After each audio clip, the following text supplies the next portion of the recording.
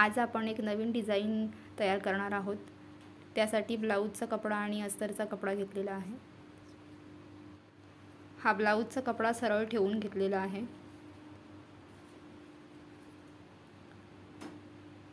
त्याच्यावरती आपण आता हे अस्तर ठेवूया।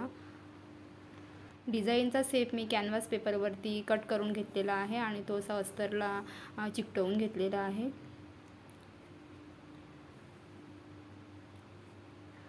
जशी डिझाइन आहे त्या शेपमध्ये आपण सिलाई लावून घेणार आहोत। तर मी सगळीकडे सिलाई लावून घेतलेली आहे। आता ही आपण व्यवस्थितरित्या कट करून घेणार आहोत।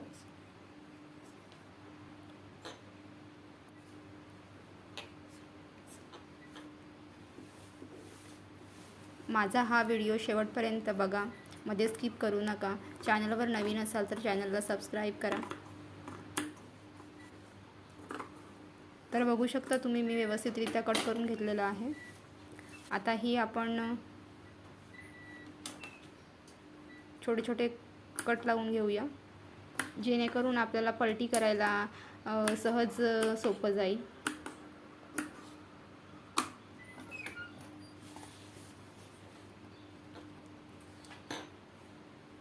आता हे आपण व्यवस्थितरित्या पलटी करून घेऊया।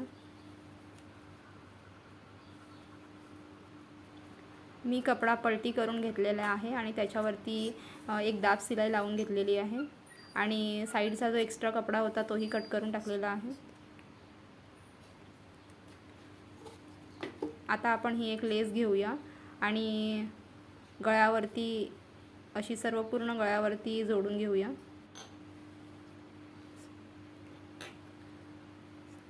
आणि आता हा साडीचा कपडा मी 3 बाय 3 ने कट करून घेतलेले आहेत। असेच सगळे पीस कट करून घ्यायचे आहेत। त्याच्याने आपण डिझाइन तयार करणार आहोत। तर हा असा कपडा असा एकदा फोल्ड करून घ्यायचा, पुन्हा एकदा फोल्ड करून घ्यायचा आणि परत एकदा फोल्ड करून घ्यायचा। अशा पद्धतीने हा कपडा फोल्ड करून घ्यायचा आणि आता आपण हा इथे गळ्यावरती स्टिच करून घेणार आहोत।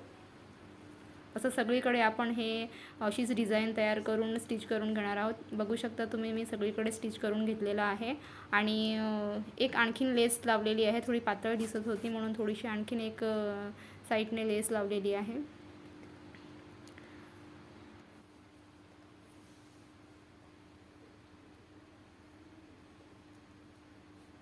आता ह्या डिझाइनला असं आपण पकडूया आणि असं फोल्ड करून इथे सुई धाग्याने टक करून घेऊया।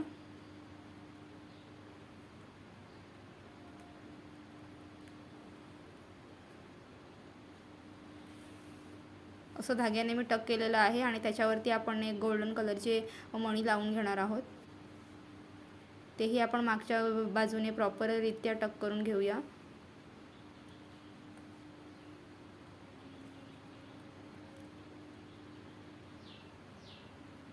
अशी सेम प्रोसेस आपण सगळ्याच डिझाइनवरती करून घेणार आहोत आणि गोल्डन मणी आहेत ते टक करून घेणार आहोत।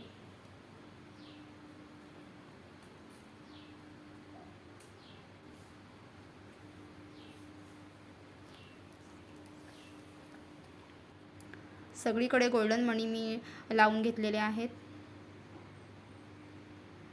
झाली तर मग डिझाइन। आवडला असेल व्हिडिओ तर लाईक करा, चॅनलला सबस्क्राइब करा। भेटूया पुढच्या व्हिडिओमध्ये। तोपर्यंत बाय बाय।